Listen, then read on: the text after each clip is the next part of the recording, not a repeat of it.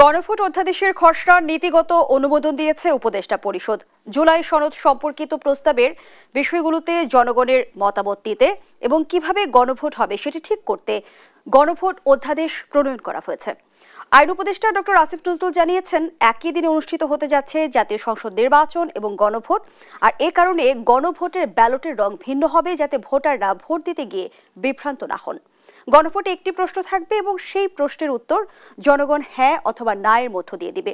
এর আগে প্রধান নির্বাচন কমিশনার জানিয়েছিলেন, একই দিনে গণভোট ও জাতীয় সংসদ নির্বাচন আয়োজন চ্যালেঞ্জিং হতে যাচ্ছে। একই দিনে গণভোট চ্যালেঞ্জও দায়, এই শিরোনামে আজ আমরা আলোচনা করব। দর্শক, আমি ফার্নাস জুই, সবাইকে আমন্ত্রণ জানিয়ে শুরু করছি দেশ টেলিভিশনের নিয়মিত আয়োজন দেশ সাম্প্রতিক। নিবেদন করছে Arail angle, channel and square বার। আজকের আলোচনা এগিয়ে নিতে স্টুডিওতে আছেন দুজন সম্মানিত অতিথি। চলুন একে একে পরিচিত হই। আছেন অধ্যাপক ডক্টর হাসনাত আলী, উপাচার্য, নওগাঁ বিশ্ববিদ্যালয়। সেই সঙ্গে আরও আছেন ফরিদুল হক, যুগ্ম সদস্য সচিব, জাতীয় নাগরিক পার্টি এনসিপি। দুজনকে আমন্ত্রণ জানাচ্ছি আজকের আলোচনায়। অধ্যাপক ডক্টর হাসনাত আলী, আপনাকে দিয়ে আলোচনাটা শুরু করি। যেমনটি আমরা আজকে দেখলাম যে গণভোট অধ্যাদেশের খসড়া নীতিগত অনুমোদন দিয়েছে উপদেষ্টা পরিষদ, এবং গণভোট কোন প্রক্রিয়া হতে যাচ্ছে এবং জনগণ যে জনরায়ের যে প্রতিফলন ঘটতে যাচ্ছে সে বিষয়গুলো উপস্থাপন করেই কিন্তু গণভোট অধ্যাদেশ প্রণয়ন হলো। কিন্তু একটি প্রশ্ন থেকে গেল যে গণভোট কেন্দ্রিক সকল জটিলতার অবসান হলো কিনা। ধন্যবাদ আপনাকে, ধন্যবাদ আমার সহ আলোচক, তরুণ প্রজন্মের যারা জুলাই যোদ্ধা। দেখেন, গণভোট একটা সমাধানের কাছাকাছি তো আমরা এসেছি। আমরা আসলে কি চেয়েছিলাম, যে জুলাই সনদ যেটা ঘোষণা হয়েছে সেই ঘোষিত জুলাই সনদের আইনি ভিত্তি দেওয়া এবং আইনি কাঠামোর মধ্যে নিয়ে আসা, যাতে নির্বাচিত সরকার এই সমস্ত বিষয়গুলোকে কখনোই আর অস্বীকার, অবজ্ঞা এবং উপেক্ষা করে রাষ্ট্র পরিচালনা করতে না পারে। সেই আইনি ভিত্তি দেওয়ার জন্য দুটি পদ্ধতি ছিল। একটি ছিল যে পরবর্তী পার্লামেন্টের জন্য রেখে যাওয়া, যেটা খুবই ঝুঁকিপূর্ণ, যে পরবর্তী পার্লামেন্ট যারা বিজয়ী হবে তারা আদৌ সেটি করবে কিনা, এরকমের একটি সন্দেহ ছিল জনমনে, আমাদেরও জনমনে ছিল। সেই জায়গায় থেকে দ্বিতীয় বিকল্পের যে জায়গাটি আসছিল সেটি হলো যে এটা অধ্যাদেশ আকারে করা যায় কিনা, কিন্তু অধ্যাদেশ আবার কে করবে, রাষ্ট্রপতি করবে না অন্তর্বর্তীকালীন সরকার করবে, এটা না একটা ব্যবস্থা ছিল। ফাইনালি যেটা হলো যে সাংবিধানিক একটা অর্ডার হলো, অন্তর্বর্তীকালীন সরকারের প্রধান সেটা করলেন, এবং এই অর্ডারটাকে আইনগতভাবে বৈধতা দেওয়ার জন্য গণভোটের যে বিষয়টি, সেই গণভোটটার বিষয় প্রশ্ন হলো যে গণভোট আইনে নাই, সংবিধানে নাই, তাহলে আপনি কি করে করবেন? তার জন্য এই অধ্যাদেশটা জারি করতে হলো আজকে, যেটা 2-1 দিনের মধ্যে গেজেট হয়ে যাবে, পাশ হলো, যে গণভোট অধ্যাদেশ 2025। এই গণভোট অধ্যাদেশে 2025-এর আলোকে 4টি বিষয়ের পক্ষে হ্যাঁ বা না বলার থাকবে বিষয়টি, যেটি আইন উপদেষ্টা আজকে বলেছেন। প্রথম যে বিষয়টি ছিল যে নির্বাচনকালীন তত্ত্বাবধায়ক সরকার, নির্বাচনকালীন তত্ত্বাবধায়ক সরকার যে এবং অন্যান্য সাংবিধানিক প্রতিষ্ঠান, যেমন পিএসসি, তারপরে নির্বাচন কমিশন, তারপরে আমাদের আরও যে সমস্ত সাংবিধানিক প্রতিষ্ঠানগুলো রয়ে গেছে, সেই প্রতিষ্ঠানগুলোর গঠন প্রক্রিয়া নিয়ে জাতীয় সনদে যে ঐক্যমত্য হয়েছে, সেই ঐক্যমত্য বাস্তবায়নে নির্বাচিত সরকার বাধ্য থাকবে। এক, হ্যাঁ না না, এই একটা প্রশ্ন। 2 নম্বর যে প্রশ্নটি থাকবে যে জাতীয় সংসদ হবে দ্বিকক্ষ বিশিষ্ট, এবং দ্বিকক্ষ বিশিষ্ট কিন্তু উচ্চকক্ষ যেটা হবে সেটা পিআর পদ্ধতিতে হবে, যে নিম্নকক্ষের সংখ্যানুপাতিক যে নির্বাচন ভোট, সেই ভোটের আলোকে 100 আসনে দ্বিকক্ষ বিশিষ্ট সংসদ হবে। এটি জাতীয় সরকার, নির্বাচিত সরকার এটা প্রতিপালন করবে। 3 নম্বর যেটা হলো যে নারীর প্রতিনিধিত্ব বৃদ্ধি, পার্লামেন্টে বিরোধী দল থেকে ডেপুটি স্পিকার নির্বাচন, এবং পার্লামেন্টারি যে কমিটিগুলো হয়, সাব কমিটি, সেই কমিটিতে কিছু সংখ্যক কমিটিতে বিরোধী দলকে রাখা, এবং সর্বোপরি বিচার বিভাগের স্বাধীনতা, রাষ্ট্রপতি প্রধানমন্ত্রীর মধ্যে ক্ষমতার ভারসাম্যহীনতা, এই জাতীয় বিষয়গুলোতে যে ঐক্যমত্য হয়েছে এবং যা সনদে অন্তর্ভুক্ত আছে, তা পরবর্তী বিজয়ী সরকার পালন করতে বাধ্য থাকবে। 4 নম্বর সর্বশেষ আছে যে এগুলো ছাড়াও অন্যান্য যে সমস্ত বিষয়ে নিয়ে ঐক্যমত্য হয়েছে এবং জাতীয় সনদে অন্তর্ভুক্ত হয়েছে, তা প্রতিপালনে রাজনৈতিক দলগুলো বাধ্য থাকবে, বা এই বিজয়ী সরকার বাধ্য থাকবে। এই 4টি প্রশ্ন উল্লেখ করে নিচে থাকবে আপনি এর পক্ষে কি না, হ্যাঁ এবং না। আমি মনে করি যে একটি চমৎকার ব্যবস্থা, এবং এই ব্যবস্থার মধ্য দিয়ে আমরা যারা জুলাই চেতনার উপর ভিত্তি করে যে নতুন বন্দোবস্তের বাংলাদেশ প্রত্যাশা করি, আমার ছাত্র বন্ধুরা যেটা করেছে, সকল শ্রেণী পেশার মানুষ কাঁধে কাঁধ মিলিয়ে জুলাই বিপ্লবের মধ্য দিয়ে স্বপ্ন দেখেছে, সেই স্বপ্ন বাস্তবায়নে এক ধাপ আমরা অনেকটা এগিয়ে গেলাম। এখন এর মধ্য দিয়ে দেখেন, বিতর্ক করলে তো করাই যায়, কিন্তু বিতর্ক করার চেয়ে বরং সমাধানের পথ খুঁজে বের করা, সেটা বোধহয় সবচেয়ে গুরুত্বপূর্ণ। তা আমরা একটা ভালো জায়গায় আসছি। আশা করি যে ফেব্রুয়ারিতে যে জাতীয় নির্বাচনের একই দিনে যে এই জুলাই সনদ নিয়ে যে গণভোটটি হবে, সেই গণভোটের মতামতের ভিত্তিতে, জনগণের মতামতের ভিত্তিতে আগামী দিনের নতুন বন্দোবস্তের বাংলাদেশ হবে, যে বাংলাদেশ হবে বৈষম্যহীন বাংলাদেশ, যে বাংলাদেশ হবে মেধাবীদের বাংলাদেশ, যে বাংলাদেশ হবে লুটপাট মুক্ত অর্থনীতির বাংলাদেশ, যে বাংলাদেশ হবে সুবিচার, সুশাসন এবং আইনের শাসনের বাংলাদেশ। সেটি নিশ্চিত হবে এই গণভোটের মধ্য দিয়ে, জুলাই সনদের আইনি ভিত্তি দেওয়ার মধ্য দিয়ে। সেটা বোধহয় আমরা আশা করতেই পারি। ধন্যবাদ জানাচ্ছি অধ্যাপক ডক্টর হাসানাত আলী ফরিদুল হক। যেমনটি আইন উপদেষ্টা জানালেন, গণভোটের ব্যালটের রং রঙিন হবে এবং বলা হচ্ছে যেন ভোটাররা কোনোভাবে বিভ্রান্ত না হয়। কিন্তু প্রশ্ন হলো, যে ভোটারদের আসলে অক্ষর জ্ঞান নেই, তারা আসলে প্রশ্নগুলো কিভাবে পড়বে, কিভাবে বুঝবে, কিভাবে মতামত দিবে? জি, ধন্যবাদ আপনাকে, সম্মানিত সহ আলোচক এবং দর্শকদেরকে শুভেচ্ছা। এটা একটা মানে মুশকিলের প্রশ্ন, এই প্রশ্নটা সবসময় আসে। আমরা তো ধরেন ঢাকা শহরের সবচেয়ে আধুনিক জায়গার মধ্যে বসে এই প্রশ্নগুলো নিয়ে আলাপ করি, এবং যারা বেশিরভাগ আলাপটা করে, আমি যেটা লক্ষ্য করি, বেশিরভাগ মানুষ আসলে ওই যে অর্থে মানুষদের মানে ইন্ডিকেট করে যে যাদের অক্ষর জ্ঞান নাই, যারা পড়তে পারেন না, তারা এটা বুঝবেন কিনা, ওনারা কখনো তাদের কাছে যান না গিয়ে আসলে এই প্রশ্নটা আসলে করেন।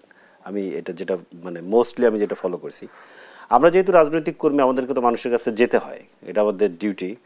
তো আমরা মানুষের কাছে গিয়েছি। ইভেন ধরেন গণভোটে তো মাত্র 3-4টা প্রশ্ন এখানে, আমি ওই ইস্যুটাতে পরে আসতেছি। আমি জাস্ট একটা অভিজ্ঞতার কথা বলি। আমরা গত কয়েক মাস আগে উঠানে নতুন সংবিধান নিয়ে আমরা উঠান বৈঠক করতে গিয়েছি, একদম অজপাড়া টাইপের গ্রামে, এবং ওইখানে ধরেন গ্রামের কৃষক, তারপরে গৃহিণী, এই ধরনের মানুষরা এসছেন। তাদের সাথে আমরা কিন্তু আসলে এই ইস্যুগুলো নিয়ে এনগেজ হতে পারছি, তারা এনগেজ হয়েছে। আমি নওগাঁতে গিয়েছিলাম, তারপর রাজশাহীতে গিয়েছিলাম, এবং আমাদের অন্যান্য বন্ধুরা আরো অন্যান্য জায়গাতেও গিয়েছে। ইভেন আমার জেলা যে খুলনার একদম প্রত্যন্ত অঞ্চলে, কয়রা, পাইকগাছা, আপনার ধরেন দাকোপ, এগুলো খুবই প্রত্যন্ত অঞ্চল, এই সমস্ত জায়গাতে গিয়েও কিন্তু আমরা এই আলোচনাগুলো করেছি। ব্যাপারটা হচ্ছে আপনি কত আন্তরিকতার সাথে মানুষের সাথে এনগেজ করতেছেন কিনা। মানুষ যখন বুঝতে পারে যে আপনি তার সাথে আন্তরিকতার সাথে এনগেজ হচ্ছেন না, আপনি আপনার তথাকথিত শিক্ষিত ধরেন যে চেহারা, এটা নিয়ে আপনি এনগেজ হইতে চাচ্ছেন, মানুষ নিজ থেকে গুটিয়ে যায়, আপনার সাথে কথা বলে না, তখন আপনার কাছে মনে হয় যে এই মানুষগুলো হয়তো বোঝে না। ব্যাপারটা তা না। আপনি যদি আন্তরিকতার সাথে তার সাথে এনগেজ করেন যে দেখো তোমার এই সমস্যার সাথে এই সংকটগুলো আসলে কানেক্টেড, তো তুমি যদি এইটা করো যে ধরেন মানে মানুষ যে ভোট দিতে পারে নাই, তো ভোটটা কিভাবে নিয়ে গেছে, এই কানেকশনটা যদি তাকে আপনি দেখাই দিতে পারেন, এবং সমাধানটা যদি আসলে গণভোটের মধ্য দিয়ে হয়, কারণ এখানে তত্ত্বাবধায়ক সরকার ব্যবস্থা আছে, তখন মানুষ না বোঝার তো কোনো কারণ নেই। আপনি বলছিলেন যে আপনারা প্রান্তিক পর্যায়ে যে বিষয়গুলো নিয়ে আলোচনা করছেন, তাদের মাঝে আসলে সংবিধানের প্রস্তাব কিংবা জুলাই সনদের প্রস্তাবগুলো নিয়ে আগ্রহ কেমন দেখেন? অবশ্যই, মানে মানুষ খুব মোটা দাগে বোঝে যে সিস্টেমের মধ্যে এই দেশ চলেছে, এই সিস্টেমকে পরিবর্তন করতে হবে। কারণ মানুষ আসলে, আপনি খেয়াল করে দেখেন, যত ধরনের সরকার, যত ধরনের মানে এক্সপেরিমেন্ট দেখা সম্ভব, এটা সে দেখছে। আপনি 54 বছরে যত ধরনের এক্সপেরিমেন্ট হওয়া সম্ভব সব হয়েছে। প্রতিবার আপনার এখানে ক্ষমতা হস্তান্তরের সময় রক্তের মধ্য দিয়ে যেতে হয়েছে, এটা মানুষ দেখেছে, এগুলো মানুষের অভিজ্ঞতার মধ্যে আছে, মানুষ এগুলো পরিষ্কারভাবে জানে। মানুষ আসলে একটা বেটার সিস্টেমের দিকে যেতে চায়, এটা মানুষ বোঝে যে এই সিস্টেমটা আসলে ফাংশন করতেছে না। সো এই অ্যাঙ্গেল থেকে আপনি যদি মানুষের সাথে এনগেজ হন, মানুষ খুব পরিষ্কারভাবে বোঝে। আরেকটা ব্যাপার হচ্ছে যে গণভোটে এই যে প্রশ্নের যে আলাপগুলো, এখানে যে গণভোটগুলো হয়েছিল, এর আগে 2টা গণভোট হয়েছে, 3টি গণভোট হয়েছে। তো ধরেন 3টে প্রথম যখন গণভোটটা শুরু হয়, তখন কিন্তু 19 দফার উপরে গণভোট হয়েছিল। তো যারা ধরেন এই প্রশ্নগুলো তোলেন, তাদেরকে আসলে প্রশ্ন করা দরকার। এই প্রশ্নগুলো মূলত আসলে বিএনপির দিক থেকে আসে। কিন্তু ব্যালটে একটি প্রশ্নই ছিল হ্যাঁ এবং না, দুটি অপশন ছিল। এক্স্যাক্টলি। তো না, এখানেও ব্যালটে একটি প্রশ্ন, এটার একটা ব্যাখ্যা দেওয়া থাকবে হয়তো। তো যারা এই প্রশ্নটা তোলেন, তাদের আসলে এই প্রশ্নটাও করা দরকার যে 77 সালে কি আসলে 19 দফা পড়ার মতো কতজন মানুষ ছিল, তারপরে তো এটা করেছেন, তাই না?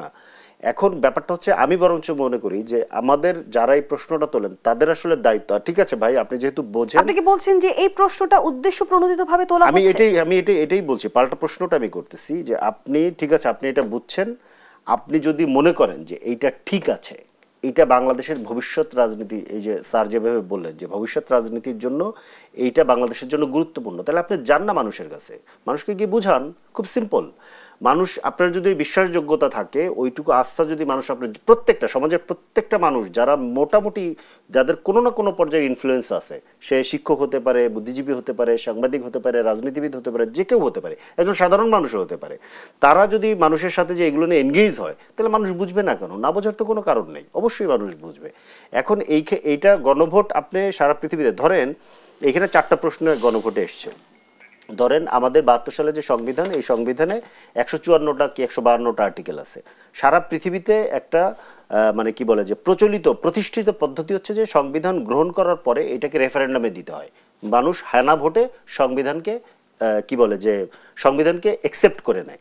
তাহলে আপনি যদি 72 সালে ধরেন 154টা প্রশ্নের উপরে আপনি ধরেন গণভোট করতেন, তাহলে কি হইতো? মানুষ বুঝতো না, মানুষ দিত না। মূল জিনিসটা হচ্ছে যে মানুষ স্পিরিটটা দেখে।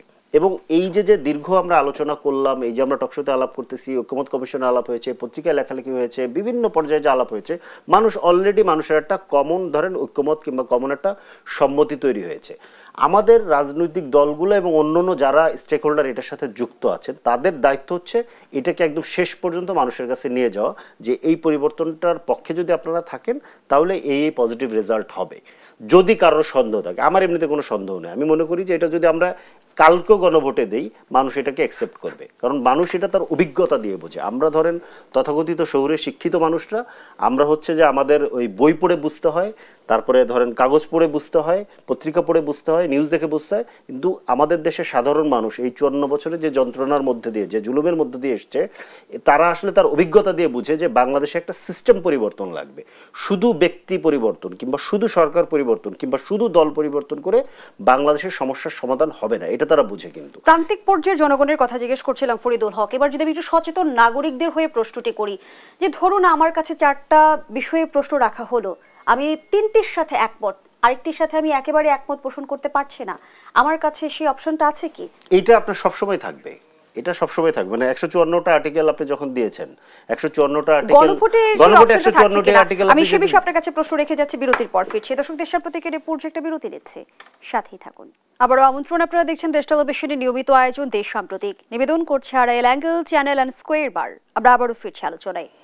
ফরিদুল হক, যে প্রশ্নটি রেখে বিরতিতে গিয়েছিলাম, একজন সচেতন নাগরিক যদি গণভোটের 4টি বিষয়ে যে উপস্থাপন করা হয়েছে সবগুলো প্রশ্ন পড়ে সে 3টির সাথে একমত হলো, একটির সাথে ভিন্ন মত পোষণ করলো, সেই রায় সে কিভাবে দিবে?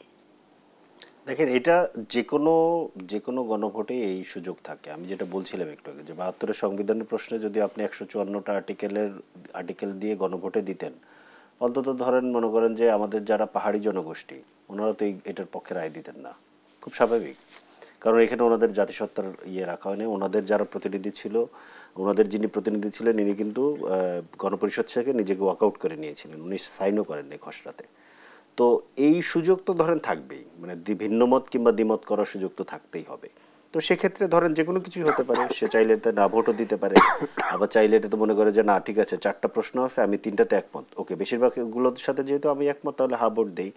এখন এইভাবে যদি আপনি হিসাব করেন, তাহলে তো ধরেন মনে করেন যে আমাদের জুলাই সনদ হয়েছে 80টা বিষয়ের উপরে, এবং এখানে সাংবিধানিক বিষয় আছে হচ্ছে 48টা, যার মধ্যে 30টাতে সবাই আবার একমত, সবগুলো রাজনৈতিক দল একমত, এবং 16টাতে ধরেন হচ্ছে গিয়া নোট অফ ডিসেন্ট সহ আসলে এখন গণভোটে যাচ্ছে। সো নোট অফ ডিসেন্টটা থাকতেছে যাতে করে যে দলগুলো মেজরিটি পাবে, তাদের মতো করে তারা যাতে তাদের প্রস্তাব অনুযায়ী তারা এটা বাস্তবায়ন করবে। এখানে আসলে ইস্যুটা আসলে দুইটা প্রস্তাব নিয়ে, এই আলাপটা আসলে যারা তুলছেন, আলাপটা তুলছেন 2টা প্রস্তাব নিয়ে। প্রস্তাব 2টা কি? একটা হচ্ছে যে 100 যে আপার হাউস হবেন, 100 সদস্যের যে আপার হাউস, ওইটা পিয়ারে হবে নাকি ওই যেভাবে আমাদের সংরক্ষিত নারী আসন হতো আসনের অনুপাতে হবে, নাকি ভোটের অনুপাত হবে? এইটা হচ্ছে একটা প্রশ্ন। 2 নম্বর প্রশ্ন হচ্ছে সাংবিধানিক প্রতিষ্ঠানগুলো নির্বাহী বিভাগের অধীন কিংবা প্রধানমন্ত্রীর অধীনে থাকবে কি থাকবে না, এই দুইটা প্রশ্নে বিএনপি সহ কয়েকটা দলের নোট অফ ডিসেন্ট ছিল। ওনারা আগের মতো রাখতে চায়, যেটা রাখাতে আসলে মানে সকল ক্ষমতা ওই যে ওয়ান ম্যান শোর যে রাষ্ট্র ৭২ সালে তৈরি করা হয়েছিল, মূলত ওইটার কাছাকাছি থাকতে চান ওনারা, কিছু কসমেটিক্স সংস্কার করে। এইটা ছিল হচ্ছে তাদের মূল ইন্টেনশন। তো সেই জায়গা থেকে ধরেন আমরা দীর্ঘ তর্ক বিতর্ক এবং জনসমর্থনের মধ্য দিয়ে কিন্তু এখান থেকে অনেকখানি তারা বেরোতে বাধ্য হয়েছেন। এখন ওই প্রশ্নটা হচ্ছে ওই জায়গা থেকে, আইন উপদেষ্টা কিন্তু আজ জানালেন যে ৩০টি প্রস্তাব বাস্তবায়নে নির্বাচিত সরকার বাধ্য থাকবে। না, ওইটা তো বাধ্য থাকতেই হবে, কারণ এটা তো গণভোটের মধ্য দিয়ে এটা জনগণ তাদেরকে ম্যান্ডেট দিচ্ছে। তো এটা এবং এই ম্যান্ডেটটা হচ্ছে এখানে একটা কনস্টিটিউয়েন্ট পাওয়ার সহ ম্যান্ডেট হচ্ছে। এই ম্যান্ডেটটা কোনো নর্মাল ম্যান্ডেট না। এবং নেক্সট পার্লামেন্টকে আপনি পার্লামেন্টের পাশাপাশি ক্ষমতা দেওয়া হচ্ছে, পার্লামেন্টের পাশাপাশি সে সংবিধান সংস্কার পরিষদের দায়িত্ব সে পালন করবে। এখানে তার কাজটাকে নির্দিষ্ট করে দেওয়া হচ্ছে এবং জনগণ সরাসরি তাকে এই ক্ষমতাটা দিচ্ছে, সরাসরি গণভোটের মধ্য দিয়ে। তো এইখানে তো তারা এটা বাধ্য। তো এটিও উল্লেখ করা ছিল যে যদি সংবিধান সংস্কার পরিষদ ১৮০ দিনের মধ্যে সংবিধান সংস্কার করতে না পারে, তাহলে সেটি স্বয়ংক্রিয়ভাবে সংবিধানে যুক্ত হবে। যদি স্বয়ংক্রিয়ভাবে যুক্ত হয়, তাহলে সংবিধান সংস্কার পরিষদের প্রয়োজনীয়তা আসলে আমি তো মনে করি এটা একটা কি দুইটা সেশন কিংবা সর্বোচ্চ ৩টা সেশনে এটা করা সম্ভব, এটা করা হওয়া উচিত। এখানে যে প্রশ্নটা তোলা হয়েছে যে কি বলে সংসদ কি তাহলে সার্বভৌম না, সংসদ কি বেঁধে দেওয়া সরকারের বেঁধে দেওয়া ধরেন কি বলে প্রস্তাব অনুযায়ী এই সংস্কারটা করবে? এখানে সরকার বেঁধে দিচ্ছে না তো, আপনি গণভোটে জনগণের ম্যান্ডেট নিয়ে কনস্টিটিউয়েন্ট পাওয়ার নিয়ে আপনি যাচ্ছেন, তাহলে কি জনগণ সার্বভৌম নাকি সংসদ সার্বভৌম? এই প্রশ্নটা তো ধরেন আপনারা তোলেন নাই।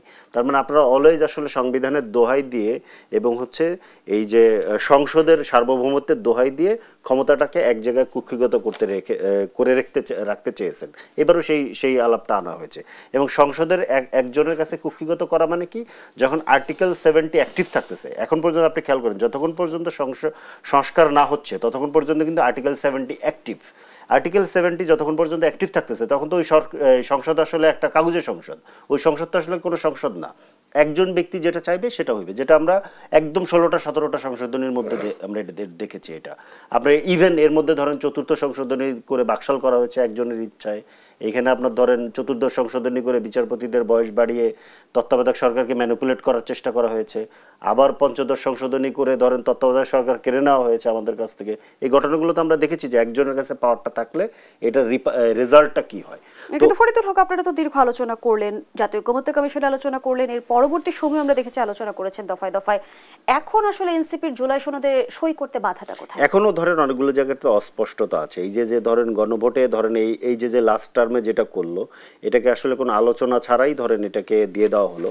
যে আমরা যেটা বলছিলাম এই যে 16টা যে ধরেন নোট অফ ডিসেন্ট থেকে গেল, 30টা প্রশ্ন ধরেন আমরা সবাই একমত ছিলাম, 18টা প্রস্তাবের মধ্যে আমরা হচ্ছে আমাদের অনেকের অনেক রকম দ্বিমত ছিল।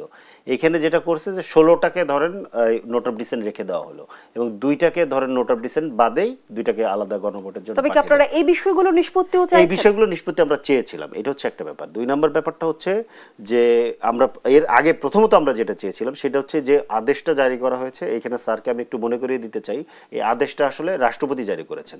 প্রথমত হচ্ছে টেকনিক্যালি রাষ্ট্রপতি আদেশ জারি করতে পারেন না, রাষ্ট্রপতি জারি করতে পারেন হচ্ছে অধ্যাদেশ, যেটা হচ্ছে একটা প্রাইমারি ল। প্রাইমারি ল কোনো কনস্টিটিউশনকে বদল করার ক্ষমতা রাখে না এবং এটা সংবিধানের মধ্যে বলে দেওয়া আছে আর্টিকেল 93-তে যে সংবিধান সংক্রান্ত পরিবর্তনের জন্য রাষ্ট্রপতি কোনো রকম কোনো অধ্যাদেশ জারি করতে পারবেন না। তাহলে এটা একটা আদেশ, আদেশটা জারি করবেন, তাহলে আদেশের ভিত্তি কি হবে? আদেশের ভিত্তি হইতে পারে একমাত্র হচ্ছে জনগণের অভিপ্রায়। জনগণের অভিপ্রায় একমাত্র ছিল হচ্ছে গণ অভ্যুত্থানের সরকারের কাছে, যেটা করতে পারতেন প্রফেসর মোহাম্মদ ইউনূস। আমরা কিন্তু এই দাবিটা করেছিলাম, সেটা করেনি। আরেকটা প্রশ্ন আছে আমাদের, আরে আমি জাস্ট 10 সেকেন্ডে বলবো। আরেকটা প্রশ্ন আছে, সেটা হচ্ছে যে যখন সংবিধানের এই যে পরিবর্তনগুলো এটা আপনি করবেন, এরপরে এই সংবিধানের নাম আপনি কি দিবেন?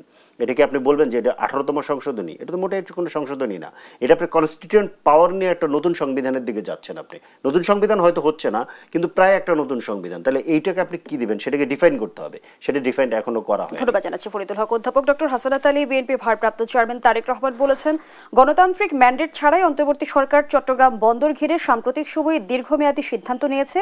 একটি অনির্বাচিত অন্তর্বর্তী সরকার দীর্ঘমেয়াদী সিদ্ধান্ত নিয়ে দেশের ভবিষ্যৎকে বন্ধক রাখছে। যেখানে জনগণের মতামতকে সম্পূর্ণভাবে উপেক্ষা করা হচ্ছে। আমরা দেখছি বিভিন্ন বিষয় নিয়ে এবং অন্তর্বর্তী সরকারের বিভিন্ন সিদ্ধান্তকে ঘিরে কিন্তু রাজনৈতিক দলগুলোর মাঝে নানা সময় আপত্তি উঠেছে। এই বিষয়গুলোকে সামনের দিনে জটিলতা তৈরি করবে?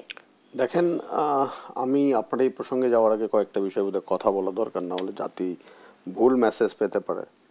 আমার ছাত্র বন্ধুটি বললেন বিএনপি বাধ্য হয়েছে, তাদেরকে বাধ্য করা হয়েছে। কে বাধ্য করলো বিএনপিকে এই সনদে স্বাক্ষর করার জন্য? আমি তো দেখিনি। বিএনপি যেগুলো রাজি হয়নি, বাধ্য করানো যায়নি। নোট অফ ডিসেন্ট দিয়েছে, নোট অফ ডিসেন্টই আছে। বাধ্য করা, বাধ্য হওয়া, এই শব্দগুলো আমাদের গণতন্ত্র থেকে 24-এর পরে চলে যাওয়া উচিত। পারস্পরিক শ্রদ্ধাবোধের যে জায়গায়, কথা বলার জায়গায়, সেটা সেখানে হবে। বিএনপি একটা দল, এনসিপি একটি দল তৈরি হয়েছে, জামাত ইসলাম একটি দল, প্রত্যেকে আলোচনা করেছে, দীর্ঘদিন আলোচনা করেছে। করার পরে কিছু বিষয় একমত হয়েছে, কিছু বিষয় একমত হয়নি। সব বিষয়ে একমত হলে তো হয়েই যেত, তাহলে এত আলোচনা করার দরকার ছিল না, এত কথাও ছিল না। বিষয়গুলো হলো এরকম। আমরা একটা দেশ চাই যে দেশে পারস্পরিক শ্রদ্ধাবোধের একটি জায়গা থাকবে, যেখানে রাষ্ট্রীয় ক্ষমতায় বসে কেউ কাউকে গালি দেবে না, কেউ কাউকে অসম্মান করবে না, কেউ কাউকে অশ্রদ্ধা করবে না। এরপর কি বাংলাদেশ আমরা চাই, সেটি হবে, সেটা আমরা প্রত্যাশা করি। আরেকটি কথা বললেন যে জিয়াউর রহমান ৭৭ সনের 30শে মে যে গণভোটটা করেছিলেন সেটা তার 19 দফাকে বৈধতা দেওয়ার জন্য, এরকম কোনো কিছু ছিল না। উনি সামরিক আইন প্রশাসক থেকে নিজেকে রাষ্ট্রপতি ঘোষণা করেছিলেন এবং সেই রাষ্ট্রপতি জনগণ তাকে মানে কিনা, যেহেতু নির্বাচন হয়নি, এটাকে হা না বলার মধ্য দিয়ে উনি সেটাকে বৈধতা দিয়েছিলেন, সেটা বিষয়। এখনো বিষয় যে আপনি যে প্রশ্নগুলো, যে প্রশ্নটা আমি রেখেছি অধ্যাপক ডক্টর হাসান আতার, আমি একটু বিস্তারিত শুনবো। আবার বিরতির সময় হয়েছে, বিরতি নিয়ে আপনার কাছেই ফিরছি। দর্শক, দেশ সাম্প্রতিকের এই পর্যায়ে আবারও বিরতি নিচ্ছে, সাথেই থাকুন। আবার আমন্ত্রণ, দেখছেন দেশ সাম্প্রতিক। আমরা আবারও ফিরছি আলোচনায়। অধ্যাপক ডক্টর হাসান আতার যে প্রশ্নটি রেখে বিরতিতে গিয়েছিলাম, বন্দর ব্যবস্থাপনা নিয়ে আমরা রাজনৈতিক অঙ্গনে, রাজনৈতিক দলগুলো থেকে কিন্তু অনেকদিন ধরে আপত্তি দেখছি।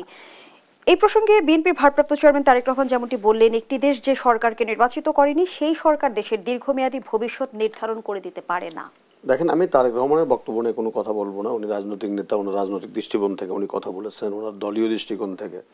তবে আমি একজন বাংলাদেশের নাগরিক হিসেবে এটা জানতে খুব আগ্রহ করে যে আসলে এই বন্দরটা লিজ দেওয়া হলো কি কি শর্তে।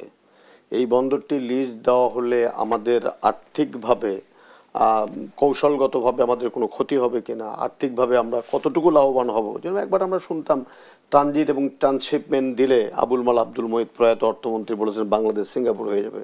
পরে দেখলাম যে শুভঙ্করের ফাঁকি আমরা কিছুই পাইনি। তো এই জায়গাতে এই বিষয়গুলো স্পষ্টীকরণ হলে তাহলে বোধহয় ভালো হতো। আমি একেবারেই মনে করি না যে আমার দেশের সম্পদকে কুক্ষিগত করে রেখে এটা উন্নয়ন বঞ্চিত করে রাখা খুব ঠিক হবে। পাশাপাশি এটিও ঠিক যে বোধহয় জনগণের জানার অধিকার আছে বা জানতে চায়, আমারও জানার ইচ্ছা যে আসলে কেন এমনটি হলো বা কি কি শর্তে দেওয়া হলো, কি কি লাভবান হবে, এটা বোধহয় সবাই জানতে চায়। আমি এটা ছোট করে আমার এই প্রশ্ন, আমি একটু আর ফিরে যেতে চাই পেছনে। সেটি হলো আমার ছোট ভাই, আমার ছোট ভাইতে বলতে বিএনপি সংস্কার চায় না। আমি আপনাকে ছোট্ট করে বলি, 2023 সনের 13ই জুলাই হোটেল লেকশোরে বিএনপি 31 দফা দিয়েছিল। তার প্রথম দফাটি ছিল যে বৈষম্যহীন বাংলাদেশ তৈরি করা। দ্বিতীয় নম্বর দফায় ছিল যে তত্ত্বাবধায়ক সরকার বা অন্তর্বর্তীকালীন সরকার অন্তর্ভুক্ত করা একটি সুষ্ঠু নির্বাচনের জন্য। তৃতীয় নম্বর দফা ছিল প্রধানমন্ত্রী এবং রাষ্ট্রপতির মধ্যে ক্ষমতার যে ভারসাম্যহীনতা, সেই ভারসাম্যতা ফিরিয়ে আনার জন্য তারা ব্যবস্থা গ্রহণ করবে। 4 নম্বরে ছিল যে কোনো একজন ব্যক্তি পরপর দুবারের বেশি প্রধানমন্ত্রী হতে পারবেন না। 5 নম্বরে ছিল দ্বিকক্ষ বিশিষ্ট একটি পার্লামেন্ট হবে, নির্বাচন পদ্ধতি নিয়ে ক্লিয়ার হবে কিনা। এবং 6 নম্বরে ছিল 70 অনুচ্ছেদের সংশোধন, যেটা আমার ভাইটি বললেন। 8 নম্বরে ছিল সকল সাংবিধানিক প্রতিষ্ঠানকে সংস্কার করা।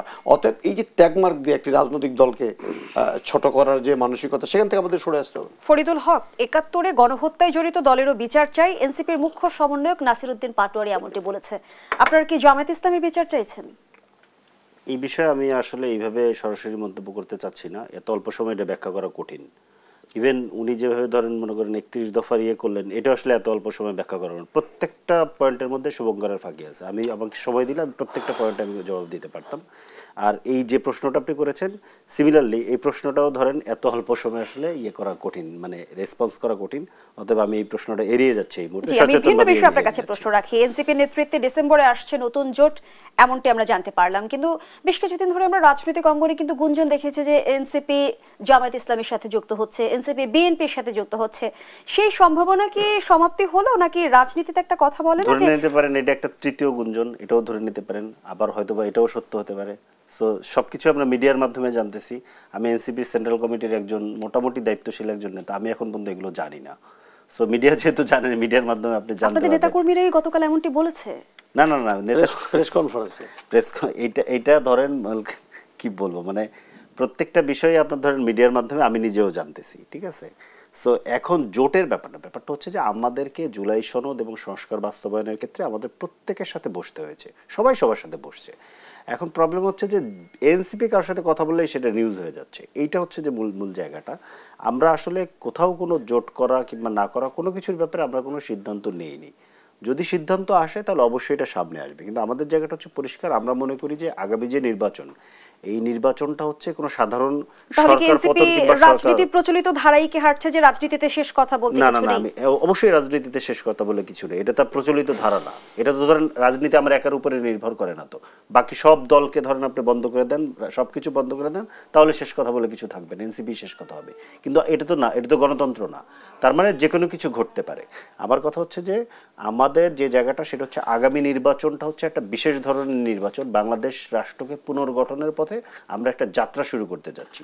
সো এই বিশেষ ধরনের নির্বাচনকে আমরা আগের মতো চোখ দিয়ে যাতে না দেখি, এটা আমরা মিডিয়া এবং রাজনৈতিক বিশ্লেষক এবং যারা এই সমস্ত বিষয় নিয়ে আলাপ করেন তাদের প্রতি আমার আসলে অনুরোধ। আমরা আসলে পুরনো ফ্রেম দিয়ে এই জোট হচ্ছে, সেই জোট হচ্ছে, এই আসন ভাগাভাগি হচ্ছে, সেটা হচ্ছে, ব্যাপারটা এরকম না। কেন? কারণ হচ্ছে যে আমরা মূলত, আপনি খেয়াল করে দেখেন, এখন পর্যন্ত আমরা জুলাই সনদে স্বাক্ষর করিনি।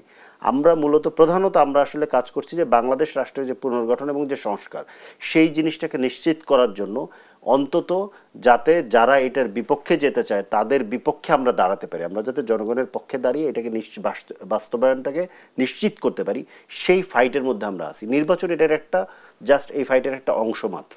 আমরা আসলে নির্বাচন করে ধরেন মনে করেন যে ভাগাভাগি করে খুব একটা কিছু পেয়ে ফেলবো, এরকম এনসিপির নাই। কিন্তু প্রবলেমটা হচ্ছে যে এই আইডিয়ার সাথে আসলে আমাদের তথাকথিত এস্টাবলিশমেন্ট অভ্যস্ত না, তারা আসলে পুরনো ফ্রেম দিয়ে দেখতে অভ্যস্ত। ধন্যবাদ জানাচ্ছি ফরিদুল হক। অধ্যাপক ডক্টর হাসানাত আলী, দুলাইন মন্তব্য করতে চাইলে করতে পারেন। আমি তো সাধুবাদ জানাই, যে কোনো যখন এনসিপি গঠিত হয়েছে তখনও সাধুবাদ জানিয়েছি। যদি জোট হয়ে যদি নতুন বাংলাদেশের যে স্বপ্নের বাংলাদেশের বন্দোবস্তের কথা আমরা বলছি, সেটা যেন কথার সাথে কাজের মিল থাকে, সেটা আমরা নিশ্চিত করতে চাই। দুজনকে অসংখ্য ধন্যবাদ জানাচ্ছি। আমরা আমাদের আয়োজনের একেবারেই শেষ পর্যায়ে দর্শক শেষ করছি দেশ সাম্প্রতিকের আজকের আয়োজন। ধন্যবাদ এতক্ষণ আমাদের সাথে থাকার জন্য।